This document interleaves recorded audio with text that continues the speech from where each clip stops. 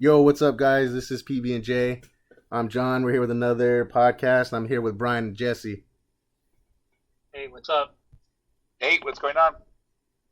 Hey, so before we start, I just want to say something really quick. So I'm talking to the five people who listened to our first podcast, and at the end of that podcast, we were talking about the NBA Finals today for our second podcast, and we're not going to do that anymore because John jinxed it, and now the Boston and Cleveland series is going to a fifth game. So instead, we decided to talk about movies instead because there's so many news that came out in the past 48 hours. So shout out to you, to the five people who listen to the podcast. We know who you are. So yeah, sorry for letting you guys down, and sorry LeBron for jinxing the game. But yeah, Brian. So yesterday there was a ton of movie news that came out, and we just thought it'd be a good idea to jump on and talk about it. The biggest thing, obviously, is Zack Snyder leaving Justice League. Turns out he had to leave due to a family tragedy. His daughter committed suicide in March, and he decided to, rather than stop filming, just to kind of work through it. But at this point, he decided that he just couldn't continue anymore and had to be with his family, so he stepped down yesterday. Joss Whedon, who directed the Avengers, first and second one, is finishing the movie in post-production. He's going to take over. The movie is pretty much done filming. I heard there's going to be a couple reshoots, nothing too major, so he'll handle those, and also the editing and the effects will all be him. Not sure if there will be a change that we'll be able to see noticeably, but this was obviously a huge news, as Justice League is Warner Brothers' huge tentpole movie to kind of match the Marvel Cinematic Universe. So I don't know if it's going to affect the quality or not. But again, huge news. I don't know if you guys had heard about it yet either, Brian and Jesse. Well, I have. When I heard the news, I was like, "Oh, they're doing more reshoots." That they did the same thing with Suicide Squad, and look how that came out. Yeah. But when I heard that it was Whedon, I got a little bit like, "Oh, okay, it might actually be better." Like, I'm wondering how much they're actually reshooting. If it's just a little spot here and there, or if it's a big chunk. Hopefully they don't mess it up like they did with Suicide Squad. Yeah. I'm hoping not. That they said the shoots would be not so invasive, and Whedon said that he was going to keep it the same style as Zack Snyder. Hopefully it's not like Suicide Squad, where they completely reshot most of the movie and really hurt it, even though it made a lot of money somehow. yeah, we're people who keep going out to watch these movies will just encourage them to make more Suicide Squad type movies. Yeah. So it's, but I think it's very unfortunate that this happened. And, yeah. Just like last month, he even shared a photo, about like a quick Instagram video of Aquaman swimming in the water, and I thought that looked pretty cool. Yeah, they looked dope. There were no signs of anything going on there. So yeah, it's sad to hear, and of course, in the end, like, family is more important than anything else. Yeah. So we'll see how the movie goes.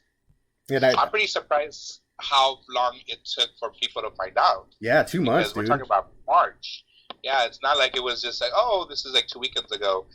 They kept this on the wrap, and with somebody as high profile as him, and mostly when he's in the middle of filming a big major movie, it's a wonder that none of this info got leaked out. So, that's cool for the people who found out and, kept it on the wraps, because, this is a personal thing. It shouldn't be, broadcast out there and, used to publicize the movie and make the outcome of the movie better or something, or, bring more attention to the movie. I think I think they kind of, if anybody inside the studio knew about the situation, I'm glad that they've decided to keep it under wraps and stuff. Yeah. You don't really hear stuff like this going unnoticed. Like everything is just up on the web, like super super quick. I also heard I did read that Warner Brothers offered to postpone the movie for him, but he was so intent on finishing it and meeting the November schedule that he told them, no, I'm going to finish this movie, and he stuck with it as much as he could. Now I'm wondering what's going to happen, because there's supposed to be a sequel to Justice League, right? So will Whedon take over the reign on that, or will Snyder come back and take over? That's a good question, man. I don't know, because it sounded like Snyder was just going to be gone for a long time. And then Whedon, I don't know if you guys knew this too, but he was already slated to take over Batgirl. He was writing and directing the new Batgirl movie. So does he just go right back to Batgirl, or does he just take the reins of Justice League completely and someone else do Batgirl, or do they postpone Batgirl? I don't know. That's actually a huge question.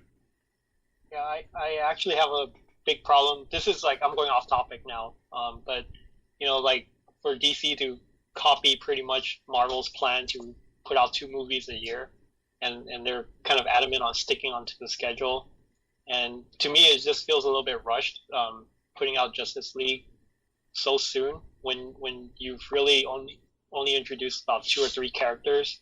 I mean, we'll see Wonder Woman in the next week, but for the casual fan like me, I mean, I guess I can admit I'm pretty a casual comic book fan. It's hard for me to grasp like the entire DC universe, whereas Marvel, they spent years, almost over 5 years setting up the story. So when we go in there, we're comfortable with the story, and it's easier for us to adopt the new characters that they bring in. So like for them to jump into putting out a Justice League movie so soon, I think it may lose some fans, but that's just my opinion. I mean, I don't know what you guys think about that. No, I get you. No, go ahead, John. No, yeah, it's like, do you know who Cyborg is at all? No. Yeah, No. Flash. Well, yeah, from the TV show. The TV show, which brings right? up another question. Yeah, right? Exactly. Yeah, two different guys. So there's a Flash. Yeah, there's a Flash on TV, and then there's going to be a Flash in the movie version. They're not the same person. The origin story might be a little bit different. Like it's very confusing for a casual fan to just jump in there. And then there's what is The Rock's character, see Black Adam. Adam, I've heard of the name, but I don't know anything about him. So. Yeah, he's the arch villain of Shazam, or Shazam, formerly known as Captain Marvel, but as the New 52 universe, he's Shazam. Jesse, I think you had something you want to throw in there? Well, yeah, I wanted to talk about hitting up on what Brian's saying. I'm a little bit more into comics, but I'm not so versed in the whole universe. So what I liked about Marvel is they focus a lot on character development. You're not rushed from one character to another. Plus, they also have background stories running off in the background. Like you have Agents of S.H.I.E.L.D., you got some of the Netflix stuff. So Marvel doesn't have to worry about being lost. People are always watching something that's Marvel, but you're not rushing to sell toys like Warner Brothers seems to be doing. Warner Brothers has always been screwing up big titles because they're going for merchandising. You're talking about Batman 3, Batman Forever and Batman and Robin. Exactly. There's been so many movies that you hear that the directors complain that things were changed because Warner Brothers wants to sell toys. And I understand they're a business, but at the same time, you need to create those fans for them to keep on coming back. So if you don't go ahead and honor the origins, the reason they became fans, then you guys understand what I'm saying? So like you got a lot of people who are coming in saying, oh, this is a novel little movie. And those people are coming in, but they're not going to stay longer around like a true fan will. Right. And no, I mean you bring up a good point. The Flash has lost 2 directors already. Yeah. And there's not a third one, it's coming up soon. Well, I take that back. They were talking to Robert Zemeckis and Sam Raimi and Matthew Vaughn. Sam Raimi passed on it. Sam Raimi, if you guys don't know, directed the Spider-Man 1, Spider-Man 2. Matthew Vaughn is just finishing up the latest Kingsman. He also is the director of Kick-Ass, the first one, and then also the first Kingsman. And he's actually, I think, super, super talented. If they were to get Matthew Vaughn, that would be a huge get, but it kind of sounds like he's passing on it too, so he can work on Kingsman 3. And then Zemeckis, of course, Back to the Future. Everyone knows that.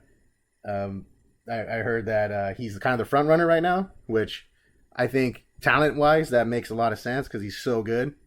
But it's kind of going away from what they're trying to establish with all their directors are all young, up and coming guys, where he's already an older, established guy, a lot older than these other directors.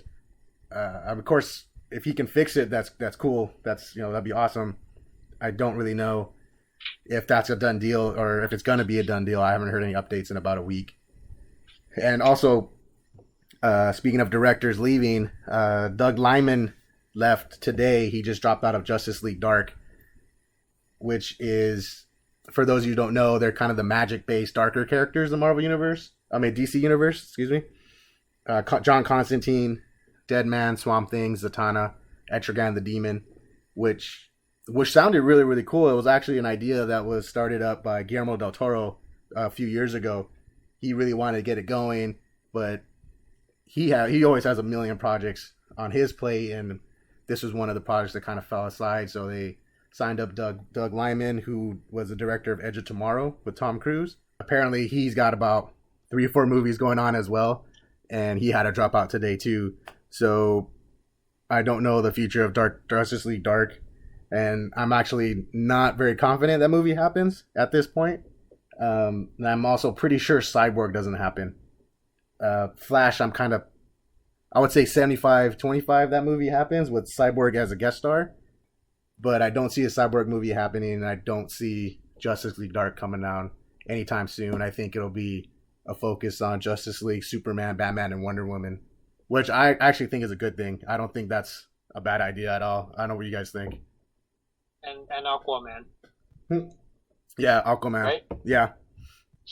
I think that's fine. Just start small, Don't overwhelm us with all these characters. And build a good foundation for each one and then go from there. Right.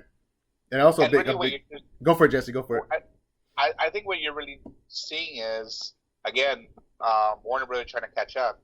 They released DC, Marvel released Doctor Strange, and it sounds like they're trying to push the magic aspect of DC as well. So I think they're just trying to see about playing catch up.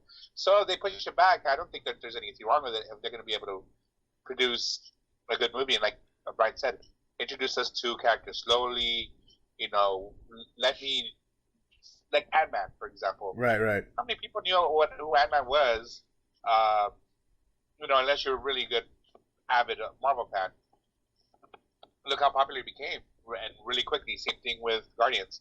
So, if you're going to be introducing a bunch of characters at one time, just like you said, Aquaman, Superman, Spider-Man, all of these things right in one moment, it's like whoa, it's a little bit too fast, too much. So I think maybe that's a good thing that Justice League Dark gets pushed back a little bit, so that way we have faith in the movies that they're going to make, and then we're willing to go see this. So, but I see that they've already did an animated version of this movie. I'm seeing they released it in February. And that was actually really cool. I really dig the DC animated stuff. I don't know if you guys will follow that, but that stuff's really, really good. And I'm always looking forward to the next ones. I think the Judas Contract just came out or is just coming out. And if you guys have, for your listeners out there, if you have Netflix, all these movies go right to Netflix, so you can grab a hold of them right away. I highly recommend them. They're pretty much all of them are really good. So there was something also big that we're kind of late on. It happened on Friday. Sony announced that Tom Hardy is taking over as Venom in their Spider-Man cinematic universe. Apparently, as of right now, that movie isn't connected to Spider-Man in any way, but I think eventually it will be. I think they just want to get their characters up and running. and not depend so much on Spider-Man. But I think it's totally a bad move to ignore Spider-Man. But anyway, Tom Hardy cast as Venom. What do you guys think? Me, I personally think it's a really good move. I'm just curious though. They're gonna go ahead and separate the voice. You know how he played Bane? He had that deep voice. So I'm wondering if they're gonna do something. How was that, Jesse? Jesse, do that again. Deep voice. Yeah, that sounds just like him. I forgot my sleep apnea machine. Yeah, if I had that, yeah, you gotta have been perfect. Get that CPAP in there. Yeah, exactly.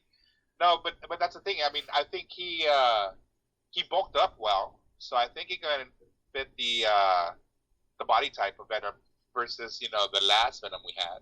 Yeah, what Venom? What are you talking about? There was a Venom before? Yeah, and alternative reality. Yeah. Oh, I must have missed that one. That must have been in Earth 2. Exactly. No, I think it's great. I think Tom Hardy is just. I mean, the dude has proven that he can do anything at this point.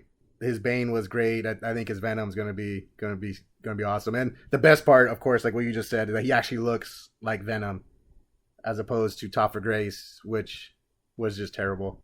Yeah, I mean, he has a body type, and he just has to slump, kind of have a little, like, shoulder slump, kind of have, like, how Venom looks when he's in his suit. So, and he's walking around all muscular already, so he's a perfect Eddie Brock right off the bat. And a lot of people don't know about Eddie Brock is that he's kind of a tragic character.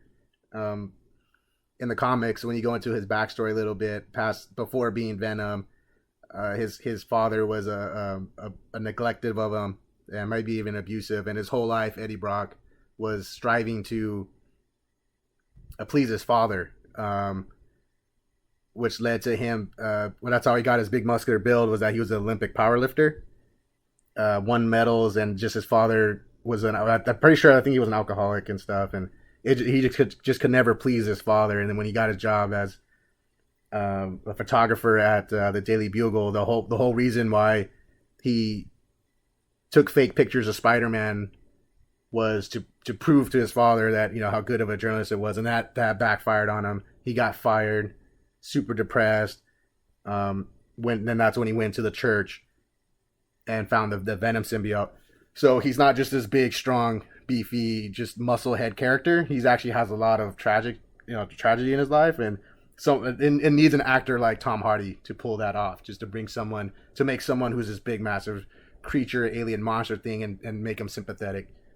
So I'm super happy that Sony isn't messing around this time, and they're putting the money where their mouth is, and they're really gonna push Venom hard, and I think it's great. He's one of the top villains in the Marvel universe, one of my favorites since I was a kid.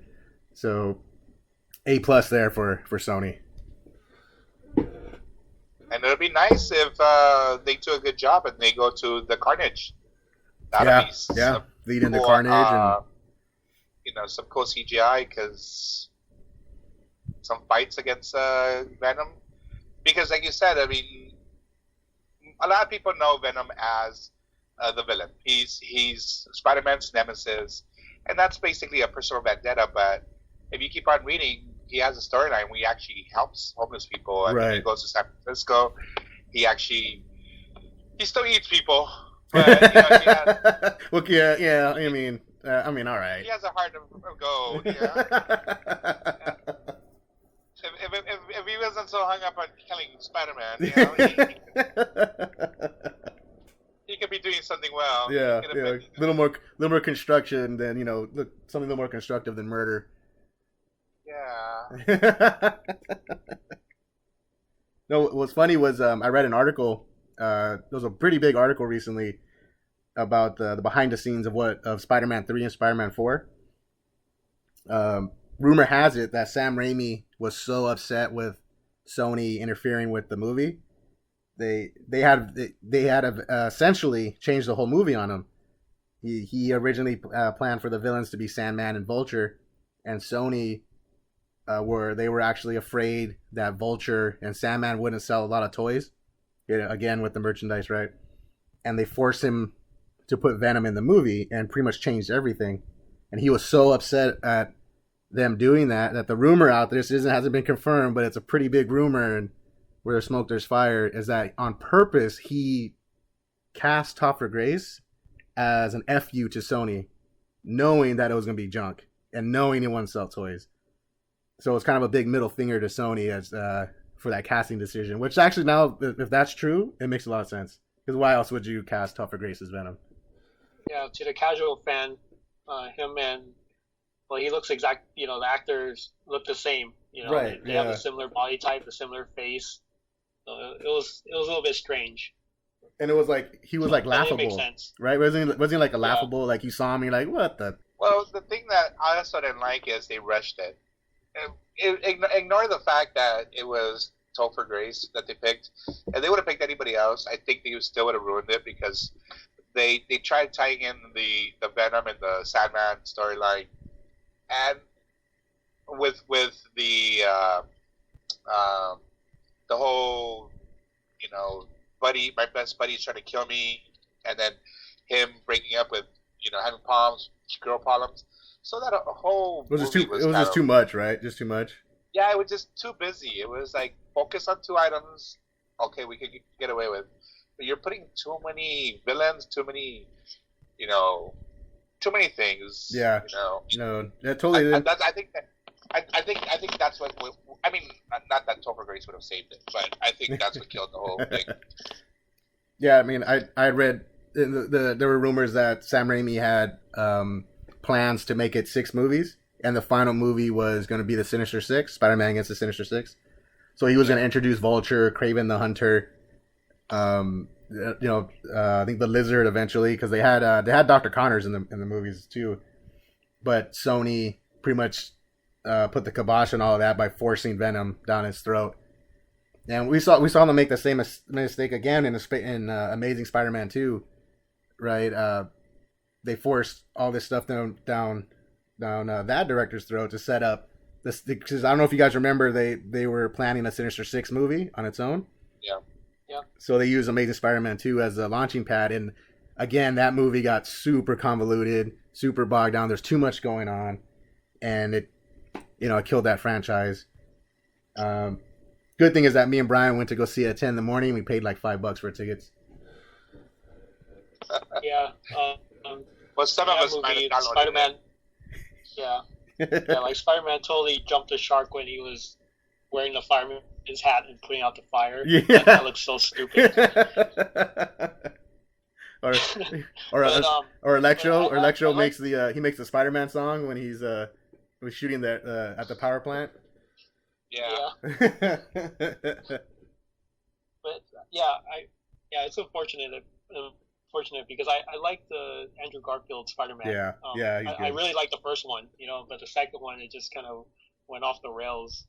So I think what it became was a Jamie Foxx show. Not to take away from him. I think that the way they were trying to introduce Electro, and he was ignored, and he turned against them and all that.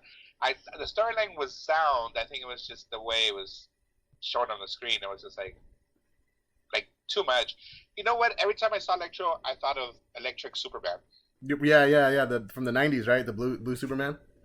Yeah, after he came back, after he was dead, whoever brought him back as the Electric Bolt or whatever he was. Yeah, that was dumb. That was pretty dumb too. Yeah, I think they should have stuck a little bit closer to the original costume. I think they ventured too much from the original stuff that people knew. Right. Go ahead, Brian. You I was gonna say, like, John, didn't someone ask a question about Electro like at Comic-Con? Yeah. You shared a story. Yeah, me and Jesse were sitting at Comic-Con. That was like, I want to say Comic-Con 2013. We were in Hall H, and they're showing the promos for the Amazing Spider-Man 2, and everyone's into it. They're showing the footage. The footage looks great, and the director, he starts hyping Electro. He starts saying, this guy can shoot electricity out of his fingertips. He can fly. He can disappear into electrical outlet and come out the other side. Like, he's unbeatable. You can't beat this guy. He's amazing. You guys have to watch this movie to figure out how Spider-Man beats this guy. And some fan in the middle of the crowd, it was great, just yells out, "Water!" And the director's face just drops, and he just looks in the crowd like, "Nerds. I'm here with a bunch of nerds." And everyone just starts laughing. Like, dude, come on, don't hype up something that we already know. You gotta prove it. Don't hype it.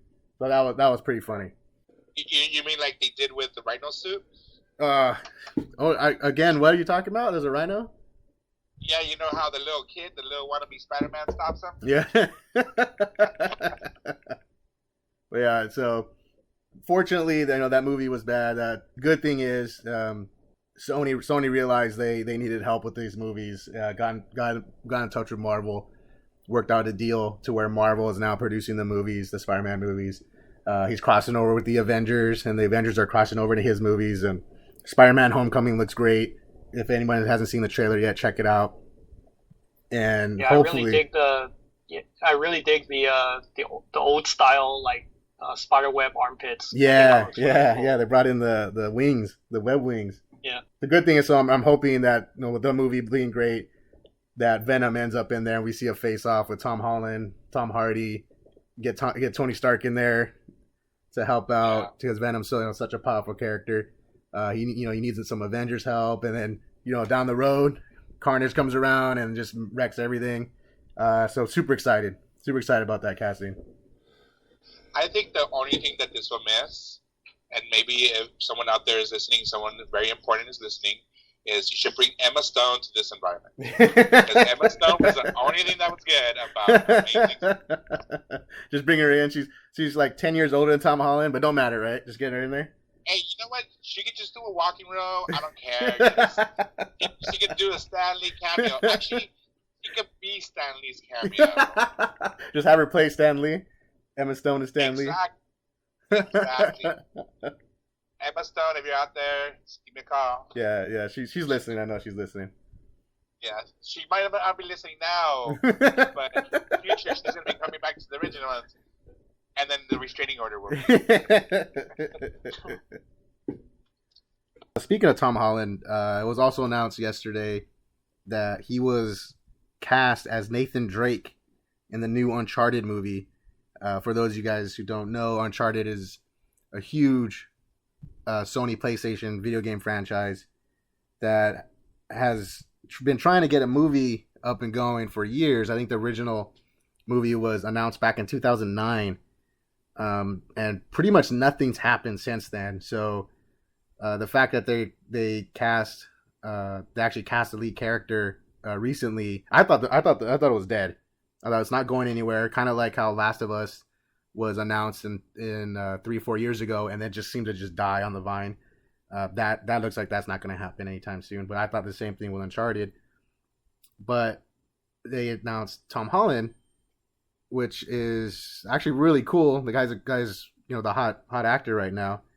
Me and Brian are big fans of the franchise, so I want to see what do you think about this? Yeah, so I agree. So I am a big fan of the game, the game franchise, but I'm not for the movie. There's too many of these movies where they put out and they show a lot of promise, and then when you watch it, it's just garbage. Yeah. Like the last one was Assassin's Creed. They got Michael Fassbender. I thought that should fix it, right? I mean, right. He should be the first one to make a good video game movie, and it's not his fault that the movie sucks. I didn't like it that much. So. No, yeah, these video game movies just disappoint all the time. I agree with you. I think they shouldn't do it at all, especially that the games are so good. They're so good, and they're already movies, right? They're so cinematic, right, that you're better off just playing the games. And then casting Tom Holland is it looks like they're going to start off with that sequence from Uncharted 3 where he first meets Sully. So they're kind of going out of order to begin with, and I guess they're probably going to hope that he grows into the role. previously the first guy attached to the role was Mark Wahlberg way back in 2009. He's probably too old now to play Nathan Drake. I don't know if you remember, Brian, but the story synopsis on those they just sounded really bad. I didn't read them. How different is it from the games? Is it completely different? Yeah, it sounded completely different. Sully, who for those of you guys who don't know is Nathan Drake's mentor in the games. He's a little older, kind of as a father figure. But in the original movie, they actually made him his father, and he was going to be played by Robert De Niro. Sounded like it was going to have a strong comedy bent to it. And I think if I remember correctly, they were comparing it to the National Treasure movies. Mm-hmm. Which if you're gonna base off a movie, I don't know why you would take those movies, or they suck too. Right. Yeah, and the reason why those games tell a very good story is because you're spending more than 10 hours playing the game, right, so right. They have time to develop and mature the story versus a 2-hour movie where they just kind of walk you through very quickly and then give you the plot and have a big action scene in the end and roll credits. Right. So there's really no time to feel any attachment to these characters, and I think that's one of the biggest reasons why these movies often fail.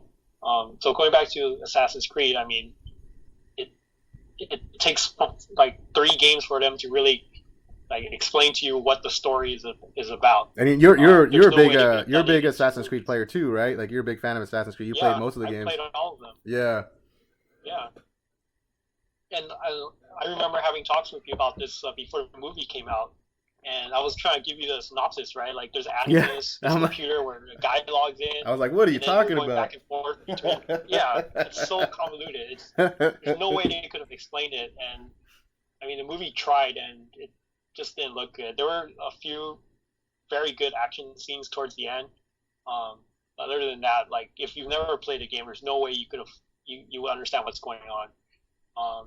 But with Uncharted, it's pretty. I think they'll have a better chance because it's much more like an Indiana Jones or like a National Treasure type movie. Right. Similar to the Tomb Raider movie that they're doing now, where it's a treasure hunt type movie. So it's a little bit more fail proof. Yeah. But we'll see. Yeah. Yeah. I honestly, I just don't see it happening. I think it'll probably end up dying again. Because it just seems to have so many issues. The Tomb Raider movie looks kind of promising with Alicia Vikander. I've seen they've shown some back behind the scenes stuff, some images, some stills, and it looks really good. It looks more like the recent games, right? You played those ones, right, Brian? The reboot, the Tomb Raider reboot. It's kind of funny. I think the best video game movie so far is Mortal Kombat. As cheesy and as campy as that is, I was enjoyed by that. I enjoyed that movie. I was entertained by it. You didn't like Super Mario Brothers? What? Was that released in Earth 2 as well? I don't remember that one. I remember the TV show, but I don't remember a movie. That movie is man. That movie right there, that one movie is why there is no more movies or anything for Nintendo. Why there's no Zelda movie, why there's no animated movie, nothing. It's because Nintendo was burned so bad by Mario Brothers, they said, forget it. No one touches our IPs but us. So you can blame Super Mario Brothers, starring Bob Hoskins and John Leguizamo.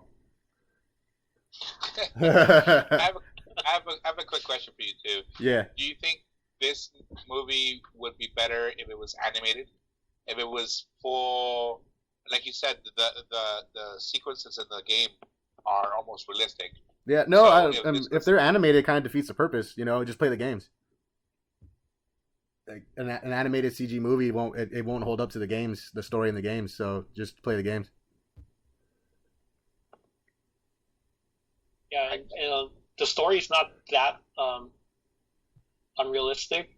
I mean, it's a treasure hunt movie, so you can get away with doing a lot of the scenes without having to use too much CGI. I mean, I joked about this with John like the other day, and I saw the Mummy trailer with Tom Cruise, and he's dressed exactly like Nathan Drake. Yeah, same t-shirt and everything. He looks just like him. They're already halfway there. Yeah.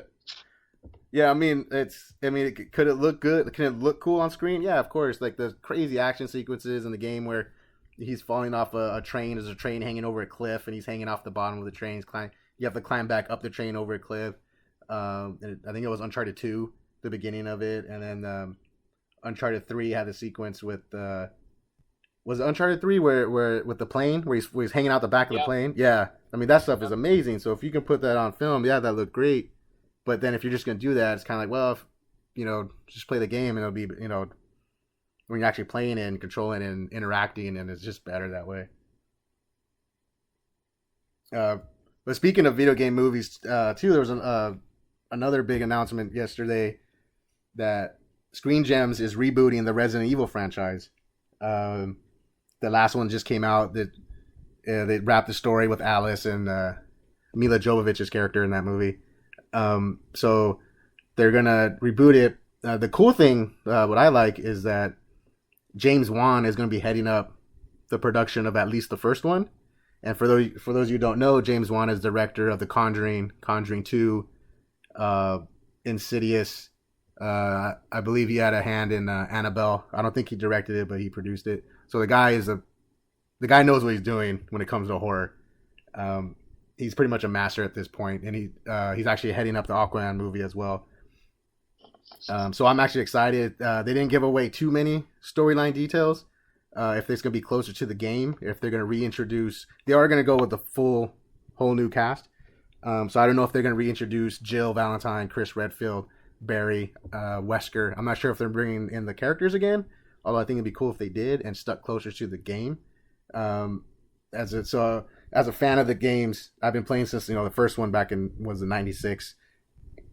I enjoyed the first couple Resident Evil movies in more of a guilty pleasure type way. They weren't great, but they had cool action scenes, and I think they kind of knew that they were crappy, so they just went with it. But it is going to be it would be better if they were stuck closer to the games. I'm not sure. Did you guys play the games? I never played the games, but I think that's the reason why I might have actually liked the Resident Evil movies more than you might have, because I might have played like the games at the arcade and stuff, but I never really followed much of the storyline. So if you look at the Resident Evil movies as just a movie aside from the video games, like not canon, right? I can see some kind of like, oh, this is cool. A lot of the killing, a lot of shooting. Every so often it looked like they might have copied something from the video game, like a scene would be kind of like if you were in the video game kind of thing. Right. And I just loved Mila Jovovich. She was just badass. Right. Yeah. She was cool. When I saw her at Comic-Con, when she was at Comic-Con, she was like a big nerd. Yeah. Yeah. She was a Comic-Con, like, wanted to give out all these secrets. I mean, her husband had to tell her, hey, yeah, go check out the movie. Yeah. Yeah, she just kept wanting to talk about it. And this happens, and this happens, and he was like, hey. For you guys who don't know, the director is her husband, Paul Anderson. So he had to kind of pull her, like, hey, shut up. Like, the movie comes out, like, in a month. Don't give away everything. Yeah, she was not only an actress, she was a fan. Yeah. So I think that, and like in retrospect, or not to deal with the games, I think they were a good series. So it'd be cool to see how they redo it. It would be cool if she has a cameo somehow. If she just, just to give props to her, right, for all the years that she put into the movie series. But yeah, I mean, obviously for you guys, for the video game fans, it would be good if they actually follow the script. Not to a T. You can't do that with movies, but at least close enough where you're like, it's appreciation for the games themselves. Yeah, no, I got you. Yeah, so for me, I have to admit I never really got into the Resident Evil games. The first one, well, let me take a step back. It was always difficult for me to play because of the controls. Oh yeah, the original controls where the tank controls. The point of view is based on the characters, wherever they're looking at. So if you press up and the guy's looking at the screen, he's gonna come towards you. Yeah. So that was very hard to get used to, and the shooting mechanics was always very difficult. And I'm just not very good at these survival type games. So the first one I did get into was Resident Evil 5, and I know that's not the best Resident Evil game. That's blasphemy, Brian. Blasphemy. Yeah. Yeah, Yeah, smack it was him. super bright. It was a shooter. Yeah. Yeah, infinite ammo almost. Story was stupid. Yeah. But most recently, I did play Seven Biohazard, and Yeah. I thought that game was great. Yeah, that was a good game. So if they take the new series into that direction, where you're in a house and you just have a dim flashlight, I think you can do a lot of creative things with that. Yeah, and make it. That goes back to it goes back to what we talked about in the last podcast about the horror movies. So Right. if they can bring their own style to it, I think they can make a pretty good franchise out of it. Yeah, I think so too. They can make it, bring it back to being scary. I don't know if they'll go. And that's actually what, and that's actually what the game is supposed to be. It's supposed to be yeah. a scary video game. And like you said, you're getting a director who's has all those things under his belt, So that, I mean, just Annabelle. You tell me the guy who directed Annabelle is going to do Resident Evil. Holy shit! Yeah, okay, that's going to be a cool ass movie. Yeah. I don't know if I don't want to watch it anymore. Yeah, exactly. It's like I'd rather go see the Poltergeist, the original. Yeah, and speaking of the big screen horror movies, another big news dropped yesterday that Universal has officially greenlit their entire new. They're calling it a dark universe where they're bringing back the old Universal monsters. This first movie with Tom Cruise, The Mummy, is going to kick it off. Following that, there's going to be I think they said Bride of Frankenstein is going to come out in 2019. But what they also announced was that Johnny Depp's going to play the Invisible Man, and Javier Bardem is going to play Frankenstein's monster. I think is super cool. Universal's really putting a ton of money, a ton of effort into these movies to make this giant shared universe, which they really, Universal was kind of the first movie studio to do that, to make a shared universe way back in the 30s and 40s with Frankenstein and Wolfman, Bride of Frankenstein, House of Frankenstein, all the characters, they all crossed over with each other. So now they're doing it again. So I think it's awesome. I'm kind of excited for it. The Tom Cruise Mummy movie, I'm intrigued to see it. It looks like it's either going to be really good or really bad. I don't know what you guys think. What do you guys think of that one? But yeah, it's, big casting. Oh, and also Russell Crowe is playing Dr. Jekyll, Mr. Hyde. Yeah, so big news. I'm excited. I'm a big fan of those original movies. And I love monsters, and I hope it works. Actually, I'm kind of rooting for this one. I'm with you. I'm hoping that it's a good movie, and I'm hoping that people don't tie it into the original Mummy, not the Universal, but the one with Brandon. Oh, Brandon, yeah, Brandon Fraser, yeah. Yeah, this is not the same storyline. This is not the same world. This has nothing to do with each other. So I'm really hoping that people don't go into this and think, oh, this has nothing to do with the other movie. This is the original Mummy. This is the like you said, back in the 30s, all the original monsters, the boogeymen. Yeah. Which is weird, though, because they're going from the Mummy to the Bride of Frankenstein, but there's no Frankenstein monster. Yeah, that's actually kind of interesting. I want to see what they're going to do with that. Yeah, I mean, I'm wondering if it's because they did I, Frankenstein so close, like, just a few years ago. Yeah, that's a good point. Maybe they're trying to separate the two worlds, because technically the worlds would be different anyway. Yeah. I doubt that I, Frankenstein would have anything to do with this. But I'm looking, I mean, obviously this is not the best source, but I'm looking at Wikipedia. My professors would get mad at me, but like you said, Johnny Depp's playing the Invisible Man. Yeah, that's cool. You got Wayne Johnson, The Rock. He's going to play in The Wolfman. Yeah. So it's not just they're putting money into this reboot. Scarlett Johansson for the Black Lagoon film. So they're hoping. I think Universal's like you said is betting on this franchise to bring back their OG franchise. Yeah, and also you brought up The Mummy, that this isn't connected with it. I also want to bring up the Wolfman movie with Benicio del Toro. I think it was back in like 2010. That has nothing to do with this one. The recent Dracula, the Dracula Untold that came out a couple years ago. That one also isn't involved in this one, so they're gonna have to bring in a new Dracula at some point. I have a feeling he's gonna be the big bad, the big character down the line. The catalyst, the catalyst to bring it all together. Exactly. You think he's gonna be like in the Marvel universe? You got somebody playing in the background. Oh, like the Nick Fury, Nick Fury of these movies.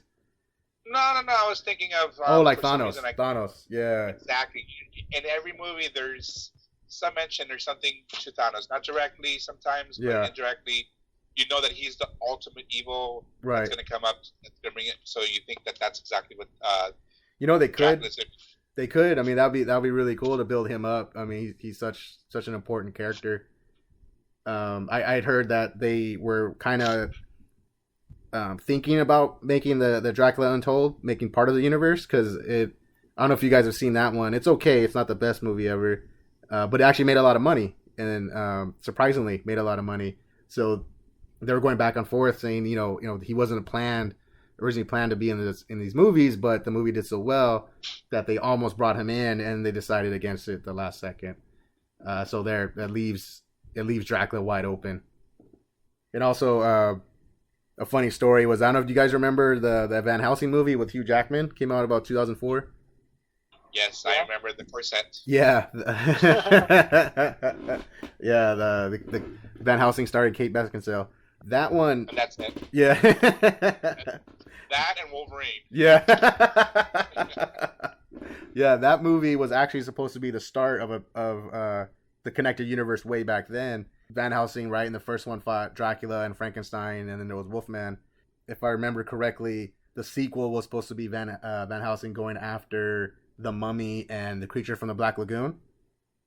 And then the third movie to finish off the trilogy was supposed to be Van Helsing against King Kong. What? Yeah, that was gonna be the big finale. Was Wolverine against King Kong? Was King Kong supposed to be the King Kong that he is now? No. He was just a bigger ape. Yeah, it was probably closer to what the 2005 movie, the Peter Jackson movie, where he was more like 10, 15 feet tall, as opposed to was he 100 feet in the new one in Skull Island? Yeah, but the movie bombed so hard, Van Helsing, the first one, that Universal had to scrap all their plans. And then they ended up losing the rights to King Kong anyway. It went up going to Lionsgate. And now they're setting up their shared universe with King Kong and Godzilla. But yeah, big universe coming, big horror movie universe with all the classic monsters. So I don't know, it could be cool. It could be cool. All right, guys, I think that's it for that's all I got for tonight. We've been talking for a while. Is there anything else you guys have anything you want to say? I think I want to bring up something that we did forget about talking about earlier today, and Brian brought it up. I can't wait to see Aunt May in Spider-Man. She is the best-looking Aunt May, comic book or not. So thank you, Brian, for bringing that to light. Remember, whoever's listening to us, Emma Stone, if she could come in, and if not, then we love you for Aunt May. Yeah, I don't have much to add. Yeah, we just need to get some sound drops. Yeah.